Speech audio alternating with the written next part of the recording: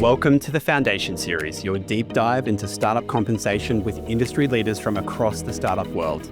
Join me, Matt McFarlane, a people operations leader turned compensation specialist, as we uncover the strategies and practices driving success in tech startups around the world. Hear insights from heads of people, founders, and experts as we explore how to build robust compensation frameworks that not only fuel growth and retention, but do so in the dynamic startup environment that we all know and love. Let's get into it.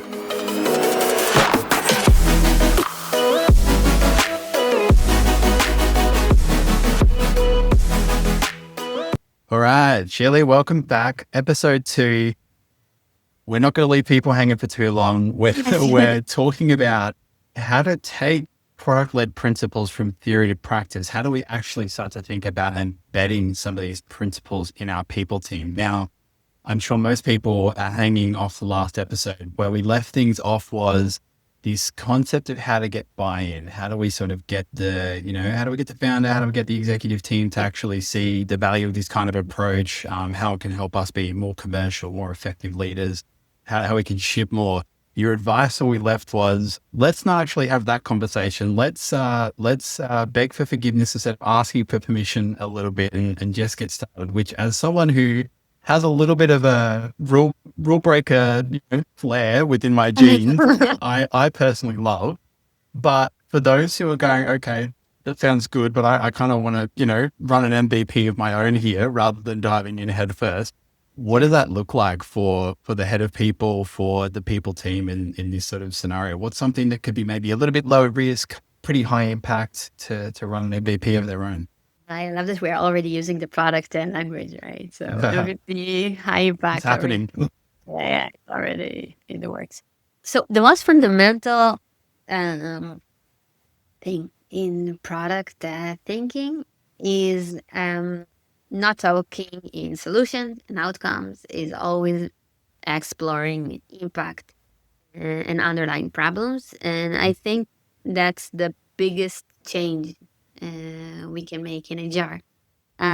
So instead of talking about the processes I'm going to ship, talk about what am I trying to achieve.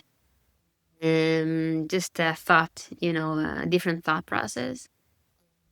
And I recommend to start with one process that you're already deciding to do, and really to pause and to do this exercise. And once you have it, and once you think about, okay, that's what I'm trying to do. We talked about a performance review example before. So in the previous episode, we talked about this example that the impact, the defined impact, was to make sure in the next 6 months, all of the employees are the best version of themselves in order to reach the company goals. And maybe it's a different outcome. Maybe we have this problem that our best performers are leaving us. So maybe this performance cycle should be, how do I first identify and then retain my top performer? And that's the only goal. And then maybe the goal that I'm seeing is that we have a culture problem. We have some 1 or 2 or 3 toxic managers, and then we need to somehow overcome that, and we need to work on the way we give feedback, the way we receive feedback. So the first step would just to define what we're trying to achieve on one process. And then what I think can make really massive impact is not to keep it to yourself, but to share it. And I really love this concept of kickoff meeting. So before you launch something, so just, sit with whoever's relevant, leadership, relevant stakeholders in a room, and kind of, present your plan. That's the impact I want to make. And that's the problems I identified. That's the timeline. And that's the plan. That's how success looks like. Very short deck lines, the entire thing. Embrace feedback, see how it works. And I believe that only this soul meeting and only this exercise really, really, really makes an impact, because That's what the C-suite like begs you to do, like talking business impact, ship incrementally, get my feedback. Also, that's something that's often really misunderstood. Just the ability of leadership to give feedback in a constructive way, in a point in time that it's actually relevant. That's a struggle. Lots of times they really don't know how to do it, because when they give feedback, it might people might get it, take it too seriously and implement what they understood, or maybe it's too late, so the feedback cannot be implemented. So only the time to give room to feedback when it actually can change outcomes is huge. And so I'll start with that.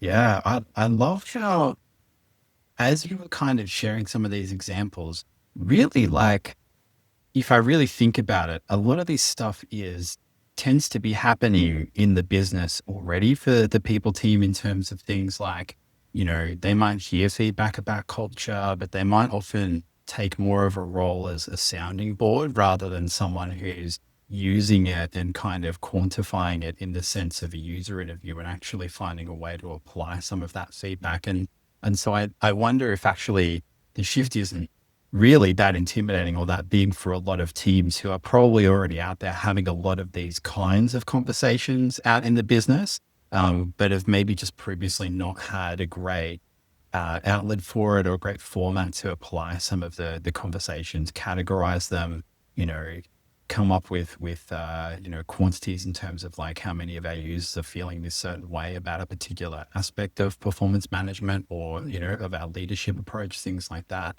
It actually sounds like it's almost not too much of a shift. And really, it's just almost a formalization of something that's already happening in some respects, to then be able to go from Yeah. having these conversations that in many ways don't feel like they're accomplishing a lot, except maybe short-term satisfaction for the person that's, raising the complaints or whatever it might be. And actually, we can turn this around into, okay, well, actually, here's a solution that we've potentially developed based on all this feedback and what we're hearing from the organization. Yeah, I think that some concepts are fundamentally different. Like instead of shipping one perfect solution that you worked on for 6 months, ship incrementally. That's very radical shift, I think. But some concepts are just fine tuning, like you said. Instead of talking to people and ask them, "What do you think?" Ask them, uh, "What what did you do? How did you feel?" Um, so asking about behaviors, and then I think also what I said before, maybe kickoff meeting, maybe something that you already are doing. Maybe before you're doing a big process, you're doing some sort of a meeting. Okay. But how to run this meeting, how to create this framework where you own the room, where you own the impact. Um, how to show the timeline, how to show success, how to frame it in a way that lands.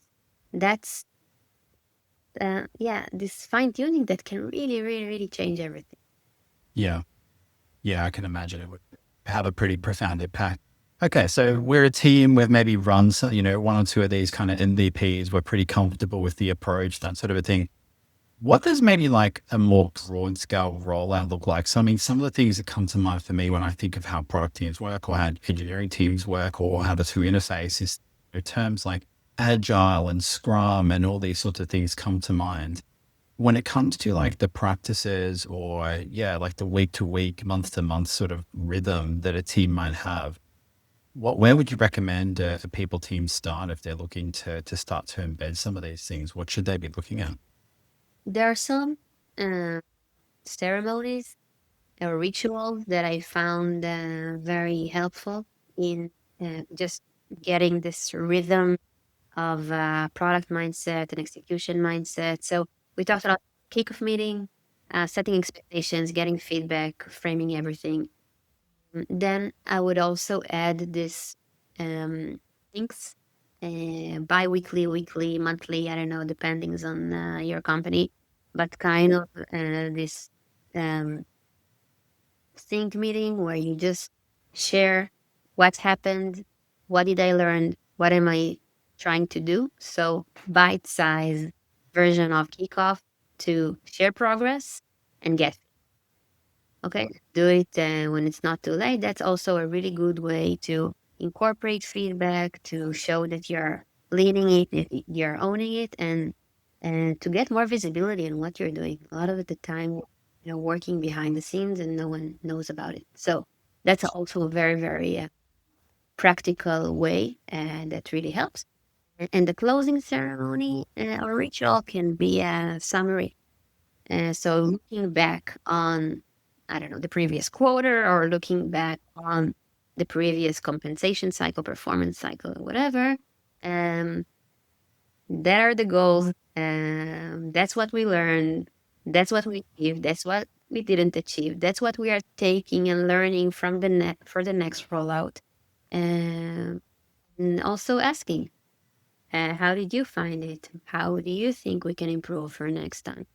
And so kind of doing these three ritual really, really, really help. Engineering teams and product teams do this kind of summary or retros every 2 weeks. So every 2 weeks we stop and we ask what worked, what didn't, what can we learn?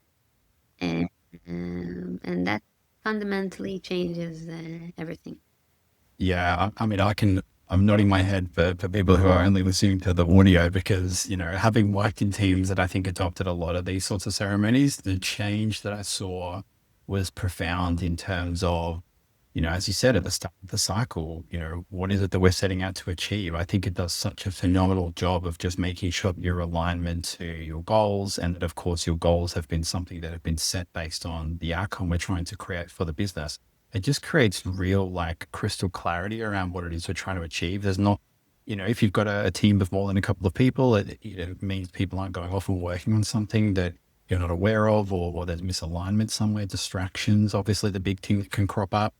One of the ones that I wanted to throw in there as well, and again, this is from my experience, is I think that the formal term is a sprint review, but for me, again, for a function that so often has kind of operated in the dark, in the obscurity in the back office, is the sort of tradition.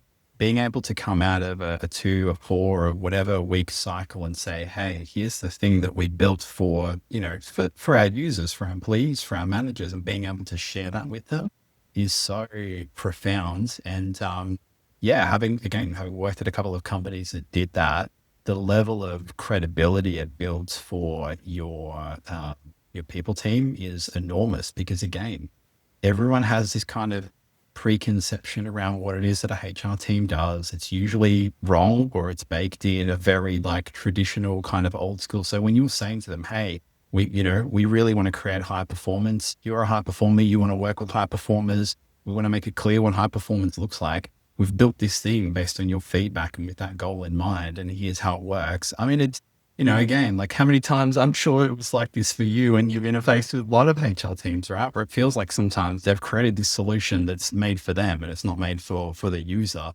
So yeah, if there's one tip that I can throw in there, is do not be shy to share the accomplishments that you're making through an approach like this, because I just think it does wonders for a function like the people team.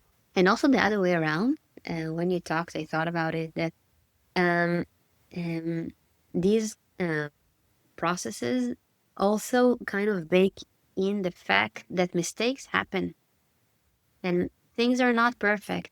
So instead of external people pointing fingers and saying, that's what you did wrong, and then the response is kind of always defensive, and you try to explain why everything is okay, when it's baked in the process. So when you do a quarterly summary and you say, these are the things that we need to learn from, and this is I'm going to improve. And when it's a part of the cadence of the actual team every 2 weeks, to actually say, okay, what didn't work well? And that's part of the agenda. That's always there. And that means things are not going as expected always, and that's fine. That's part of the plan. That's part of how things are. And that's very, very liberating. And I think it's the only way to really excel. Yeah, I couldn't agree more. Again, nodding my head off over here. I mean, everyone obviously knows that I do a lot of work in the compensation space. And my experience is that often we put a lot of pressure on ourselves as people professionals to expect to get something as important as compensation perfectly right the first time, no mistakes. There's a lot of pressure. And I think you said something, Dan, that, yeah, exactly right. And you said something then that really resonates is that it takes such, a load of pressure off to be able to say, hey, we kind of had this goal in mind. Here's our first, version of it. We want to, we're gonna try it out. We want your feedback. We're going to try it. And it does two really amazing things in my experience. One is that it takes the pressure off the people team because they get to say, hey, we've given it our best first go based on the feedback we've heard and the goal we have in mind and the resources we have available to us. We've created this solution that we think is great for you, but we want to hear from you. And then the other thing is that for the people, the users that are the recipients of this, they know that their feedback is going to be used to help drive an even better version next time. So rather than, again, the traditional experience where often it feels like HR have created this thing, it's actually for them, but it's being imposed on us.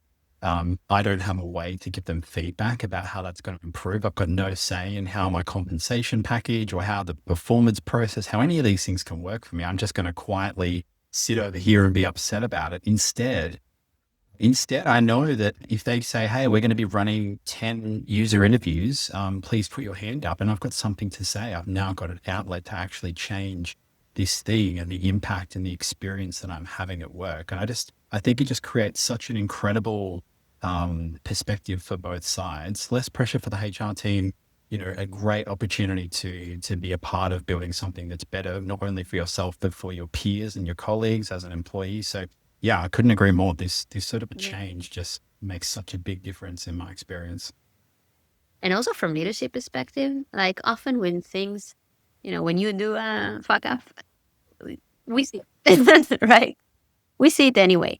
So Yeah, the that's it. There's best no hiding thing, it, is there? you can just acknowledge it, just Yeah, own it. It gives so much more, confidence when someone mm, say, "Yeah, I didn't do this well, and I learned from it, and I will fix it next time." It changes the whole thing. It changes the yeah, whole dynamic. yeah. I couldn't agree more. I mean, we've obviously talked about a lot of different things that yeah, are ways in which the success of a product led approach can show up. I think we've talked a lot about in particularly the sort of qualitative ways in which can show up, whether it's those or then other metrics or something like that. When it comes to, I guess, testing the health of an approach like this or getting a sense of whether or not it's working, what do you tend to look towards or see maybe people teams that are embedding these kinds of approaches? What do you see them do to signal that this is being successful so far? I think that ironically, although this whole concept is very much data driven, I think like the best way to see if this approach works or not, it's not about the numbers. Uh, Feel it, you see it. I like to think about KPIs is think about the problems you wanted to solve to begin with, and then that's a way to quantify if it actually worked or not. And so we talked about in the previous episode, we talked about the symptoms. Uh, when should I embrace this type of thinking?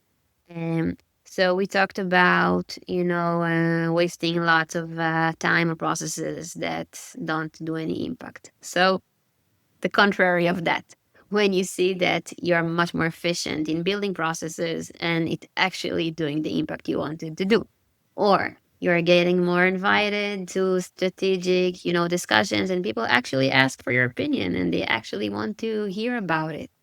And that's another great way to see that things are actually changing in the right direction. Or you mentioned it before that when you worked in this way, suddenly your velocity was changes as a team. You shipped much, much more. So that's another syndrome. And that's another outcome that you can see. We are doing more things, actually doing more initiative, more impact in the same amount of time. So I think that, and also the subtle thing of, you just feel it. You just feel when you gain more credibility, more trust, more room to operate, without micromanaging and nitpicking. I think the opposite of trust is when your managers need to see all the time, everything that you are doing, and kind of nitpick to every action because they don't trust you. So I think it's not measurable, but it's very much, you can't not see. Okay, it's very obvious. And in terms, and if I will try to answer your question about data, I think it's not about the actual shift in product mindset, but in every process or every initiative you ship, you should be able to measure it. And so invest a lot of time in kind of quantifying the impact. Like I said before, like, what did I try to get done? Why did I even start it in the first place? And how do I do it? So I don't know, if I wanted to prevent a top performer from leaving us, so I might measure the amount of top performer that left the company out unwillingly in the previous 6 months, and that would be my metric. And if I launched a new onboarding plan, so how many um, finished it successfully and launched their first real impactful initiative in the first 6 months. So if I'm doing an onboarding plan for developers, how many shipped a meaningful feature to all the users? And if I onboarded CS people, which percentage did, I don't know, a webinar? Yeah. And something meaningful like that. So I really don't like cookie cutter KPIs, measure, I don't know, turnover rate. I don't know. I Yeah. Yeah. it to be, It's like, and what's the targeted problem we're trying to solve, yeah, right? exactly. hmm Uh, Yeah. Yeah. I hear you. So it's less about sort of measuring the success of the transition to this kind of approach. It's actually seeing the impact of this kind of an approach in the fact that probably beforehand you were, spinning your wheels a lot on tangible impact for these sorts of focuses, whereas now you're actually a lot more able to ship solutions that have an outcome and are going to see a measurable improvement on problem being solved, rather than it being an evaluation of the team's transition per se. you won't need data. It will be so obvious. Yeah, It will that's be what I just love to hear. crystal clear. No need, just need two eyes. I can imagine. And again, like I think I said this in pre-recording, like, as someone who's been through this experience myself, I can't more wholly support a shift like this, having had a majority of my career in an environment that didn't use these sorts of principles. And then kind of most recently in the last couple of roles that I was in, where I did, the difference is night and day in terms of the things you're delivering, the impact they have, the speed at which you're delivering, and not to mention, just like you said, the feeling that you leave with every day. I mean, I don't know how many times I used to leave, a previous HR jobs and kind of get to the end of the day and go, I have no idea what I did. It was like a lot of these little conversations and busy work and emails and meetings and whatever. And, The and, and worst then I feeling, found right? it is, right. Yeah. What Because happened I think in the as humans, we want to have an last impact. month? Yeah. Yeah. And to the contrary, these sorts of approaches, yeah, it just left me, at the end of the day, knowing that again, after a sprint review or something cool where I really got to talk about the impact of, or something that we've delivered, and to see the excitement on people's faces, rather than the sort of this, again, the traditional, like, oh no, HR's launched something again. So it's a huge impact. So I couldn't more strongly argue for teams to give this a try. All right, I'm gonna pivot a little bit towards AI. I'd be remiss for someone who's now the founder of an AI HR tech company not to broach the topic of AI. I got kind of a two-parter. One is like, I'm really curious what role you see AI playing in this kind of product-led approach. So, I mean, some of the things that come to mind for me are things like I've heard of this concept of synthetic audiences. We've talked about user interviewing, things like that. But yeah, I'm just curious, what role do you see AI playing in a product-led approach for people teams? Yeah, so I'm a little bit biased, I gotta admit. Uh, but on the top of my head, I can think about two things that can dramatically help. So one, just first of all, remove off your plate lots of the admin, repetitive, mundane work that just takes up tons of hours. So that alone is huge. Okay, so if AI, can automate contract signings and scheduling meetings and run some processes and draft policies, updating data, double checking data, pulling reports, all of these type of things, they take tons of hours. Okay, so just freeing up this time is a lot. And so that's one. And the second thing is that in order to be very effective in HR and doing product led approach, you gotta have data, and it's super challenging to get valuable data in HR because it's fragmented in lots of tools. You have onboarding data here, you have compensation data here, there like performance data there, engagement data there. It's very hard to understand a holistic view about a specific person, department, entire organization. It's nearly impossible. Only if you're, I don't know, data scientist. And in most organizations, they don't. It's not a available resource.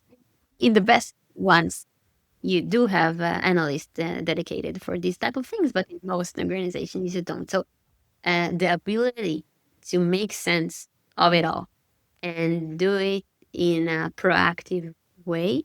So to surface insights about, hey, we have an issue with this person because their PTO pattern is weird. They take a lot of partial half days, and that might indicate, active job search. And also, we didn't give them a raise for 1.5 year, but they're top performers. So something is off about this person.